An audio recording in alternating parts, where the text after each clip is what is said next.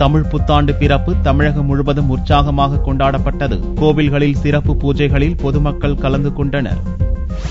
தமிழ் புத்தாண்டாக மன்மத ஆண்டு பிறந்துள்ளது. இதையொட்டி தமிழகம் முழுவதும் கோவில்களில் சிறப்பு பூஜைகள் நடந்தன. பெரும்பாலான கோவில்களில் பக்தர்கள் கூட்டம் அலைமோதியது. விழுப்புரத்தில் உள்ள 90 அடி உயர ஸ்ரீ ஜெய ஜெய விஸ்வரூப ஆஞ்சநேயர் ஆலயத்தில் 7000 லிட்டர் பாலாபிஷேகம் நடந்தது. டேங்கர் லாரியில் மோட்டார் இணைத்து குழாய் மூலம் சிலையின் உச்சிக்கு பாலை கொண்டு சென்று இந்த அபிஷேகம் நடந்தது. போன வருஷம் 5000 லிட்டர் நடந்தது. இந்த வருஷம் 7000 லிட்டர் பாலாபிஷேகம் நடந்துட்டு இருக்கு.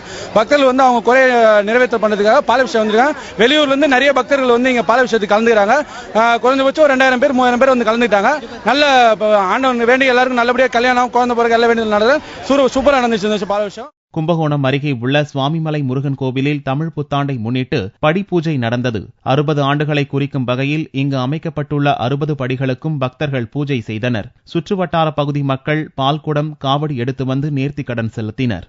கோவையில் உள்ள பல்வேறு மாசாணி அம்மன் கோவில்களில் பழபூஜையும் சிறப்பு பூஜைகளும் நடந்தன.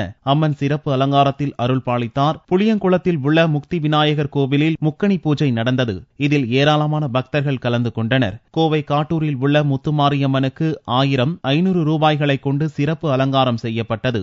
மேலும் அம்மனுக்கு வைர வைடூரிய தங்க நகைகளை கொண்டும் அலங்காரம் செய்யப்பட்டது. புதுச்சேரியில் பழமை வாய்ந்த மணக்குள விநாயகர், வேதபுரீஸ்வரர், வரதராஜ பெருமாள், பஞ்சவட்டி ஆஞ்சநேயர் உள்ளிட்ட கோவில்கள் நடந்த சிறப்பு வழிபாடுகளில் ஏராளமான பக்தர்கள் கலந்து கொண்டனர். பல்வேறு கோவில்களிலும் அதிகாலை முதல் சிறப்பு பூஜைகள் நடந்தன. தமிழ் புத்தாண்டை ஒட்டி கோவையில் உள்ள அனைத்து கோவில்களிலும் மக்கள் குடும்பத்தினருடன் திரண்டதால் கூட்டம் அலைமோதியது.